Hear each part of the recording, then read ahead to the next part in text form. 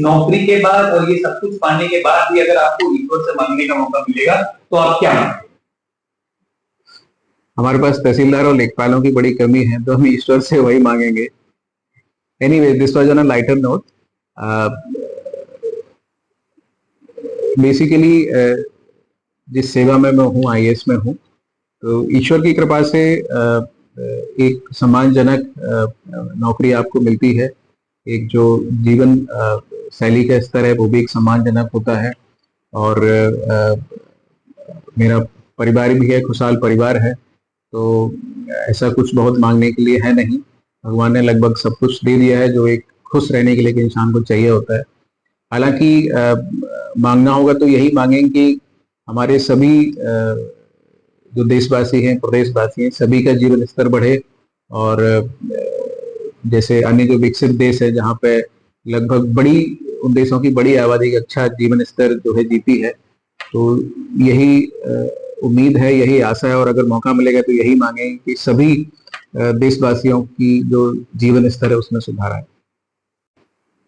जिले का सबसे बड़ा अधिकारी माना जाता है जिलाधिकारी। जब किसी छोटे शहर में एक जिलाधिकारी अपने कब से किसी निकलते हैं तो कई गांव वालों को ये उम्मीद होती है आज वो उनके घर में आए।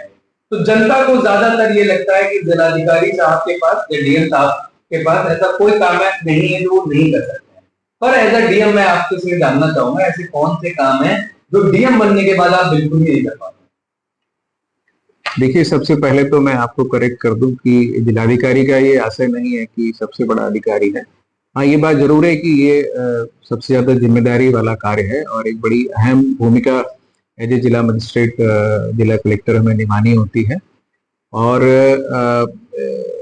जो जनता है उनको कई सारी अपेक्षाएं रहती हैं। उनको लगता है कि लगभग उनकी हर समस्या का समाधान जिला स्तर से किया जा सकता है। हम लोग प्रयास भी करते हैं, यथासंभव उनकी सभी समस्याओं को सुनते हैं। जो समस्याएं हमारे क्षमता से बाहर होती हैं उनको संबंधित विभाग या फोरम पे भी जो है भेजते हैं। हालांकि ये बात है कि हम अपनी व्यक्तिगत समस्याओं को कई बार नहीं सुलझा पाते हैं, परिवार को समय भी उतना नहीं दे पाते हैं क्योंकि व्यस्तताएं बहुत रहती हैं। तो मैं आपसे ये कहूँगा कि बाकी सबकी समस्याएं सुलझाने में जो व्यस्त रहते हैं उसके चलते हम अपनी ही व्यक्तिगत समस्याएं कई बार नहीं सुलझा पाते हैं। मैं एक वाकया भी आपको सुनाऊंगा, जैसा आपने कहा कि क्या मैं नहीं कर पाता हूँ। हाल ही में मेरे पास एक व्यक्ति आया था जिसके रिलेटिव दुबई में काम करने गए थे, लेकिन वो उसे संपर्क नहीं कर पा रहे थे। तो ये एक ऐसा कार्य है जो मेरे जुरिस्डिक्शन से बाहर था, लेकिन फिर भी वो उम्मीद कर रहे थे कि मैं उनकी मदद करूं। तो इसमें मैंने उनसे उनका पूरी बात को समझा और उनके इस प्रकरण को मैंने अपनी तरफ से एक अर्धशासकीय पत्र बना के इसको केंद्र सरकार में भेजा। और मेरे कुछ मित्र अधिकारी हैं जो विदेश सेवा में हैं, उनसे मैंने संपर्क किया, उनको उनकी समस्या बताई। तो संभवतः इस समस्या का हल अभी वर्तमान में चल रहा है। तो इस प्रकार से कई सारी इश्यूज हैं जो हमारे जुरिस्डिक्शन से बाहर होते हैं, बट फिर भी हम प्रयास करते हैं कि उनका समाधान किया जा सके। आप डीएम हैं, आपके पास लोग हजारों समस्याएं लेकर आते हैं, आप उनको सुनते हैं। आपका अनुभव हमारे अनुभव से बहुत अलग है। आपके जो समाज को देखने का नजरिया है वो एक आम व्यक्ति से अलग है। तो आपके हिसाब से एक जिले के अच्छे नागरिक की क्या पहचान है? देखिए, विकसित देशों की अगर हम तुलना अपने देश से करें तो जो सबसे बड़ा अंतर है वो सिविक सेंस का है। जो एक नागरिक के कर्तव्य होते हैं उनमें बड़ा अंतर है। अगर हम देखें किसी विकसित देश में आप जाएंगे तो साफ सफाई का स्तर बड़ा अच्छा दिखता है, और हम अपने ही इंदौर जैसे शहर को देखें तो वहाँ साफ सफाई का स्तर बड़ा अच्छा है।